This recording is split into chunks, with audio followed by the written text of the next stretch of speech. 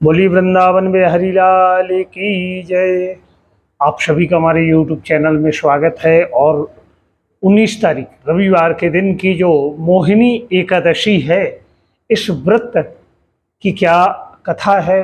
और इस दिन अगर आप प्रभु का मात्र अभिषेक करते हैं, पूजन करते हैं या केवल कथा श्रवण करते हैं तो आपको क्या फल प्राप्त हो सकता है, यही दिव्य जानकारी हम देने जा रहे हैं। बड़े मन भाव से थोड़ा समय आप निकाल कर इसे अवश्य ही ग्रहण करें और लोगों तक अवश्य भेजें।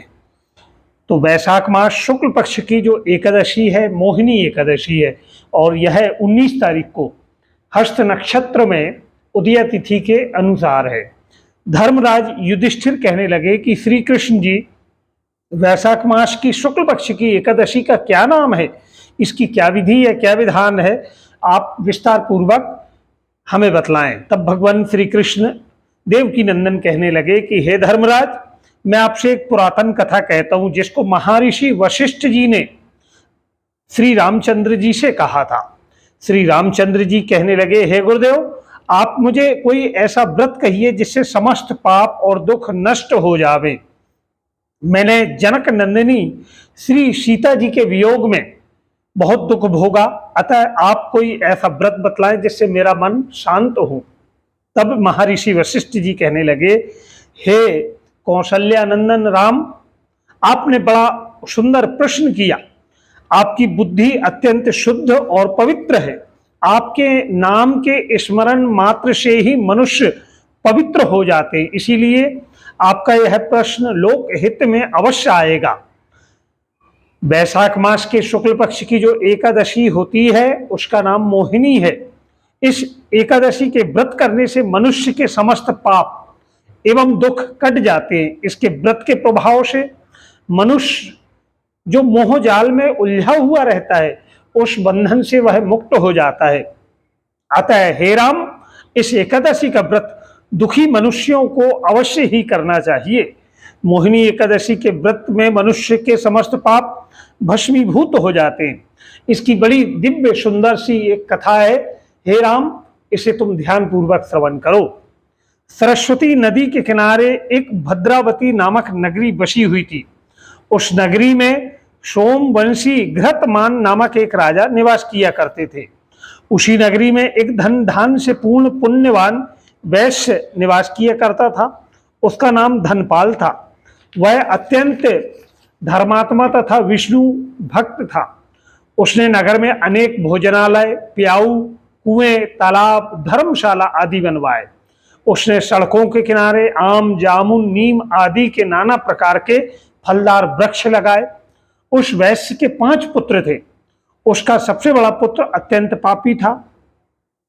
वह वैश्यागमन और बुरे लोगों की संगति करना, वह अपना समय जुआ खेलने में व्यतीत करता, वह दूसरे की स्त्रियों के साथ में भोग विलास करता, वह महानीच था और देव एवं पितृ आदि को नहीं मानता था। वह नास्तिक था। वह अपने पिता के धन को बुरे कर्मों में, व्यसनों में खर्च किया करता था।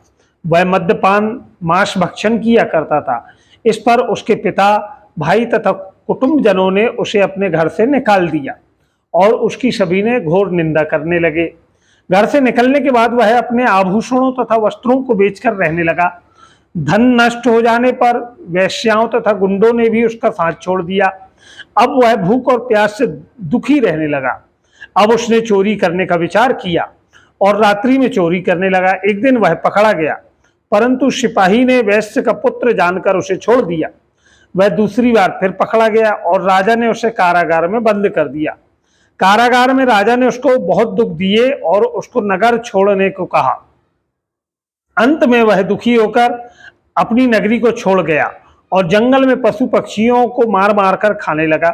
फिर वह बहेलिया बन गया और धनुष बाण से पशु पक्षियों को मारकर उनका भक्षण करने लगा। एक दिन वह पापी भूख और प्यास से व्याकुल खाने की खोज में निकला और कौटिन्य ऋषि के आश्रम में आ पहुंचा। उसी समय वैशाख का महीना था और कौटिन्य ऋषि गंगा स्नान करके आए थे। उनके भीगे हुए वस्त्रों के छींटे मात्र से इस पापी को कुछ सुबुद्धि प्राप्त हुई।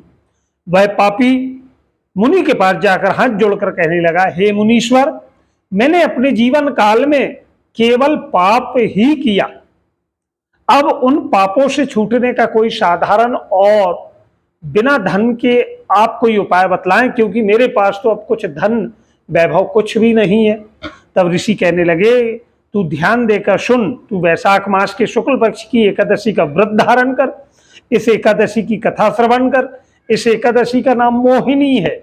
इसके करने से तेरे समस्त पाप नष्ट हो जाएंगे। मुनि के वचनों को सुनकर वह बड़ा प्रसन्न हुआ और मुनि की बतलाई हुई विधि के अनुसार उसने इस मोहिनी एकादशी व्रत को किया। हे राम, इस व्रत के प्रभाव से उसके समस्त पाप नष्ट हो गए और अंत में वह गरुड़ पर चढ़कर विष्णु लोक को गया, वैकुंठ को गया। इस व्रत से मोह आदि भी नष्ट हो जाते। संसार में इस व्रत से अन्य कोई श्रेष्ठ व्रत नहीं है। इसके महत्तम के श्रवण व पठन से जो पुण्य होता है वह पुण्य 1 सहस्त्र गोदान के पुण्य के बराबर होता है। बोलिए वृंदावन में हरि लाल की जय। बड़ी सुंदर कथा आपने यह सुनी और लोगों तक आप अवश्य भेजें। आप व्रत ना भी धारण करें तो कोई बात नहीं, कथा श्रवण करने का भी बड़ा महत्व है। हर हर महादेव शंभु।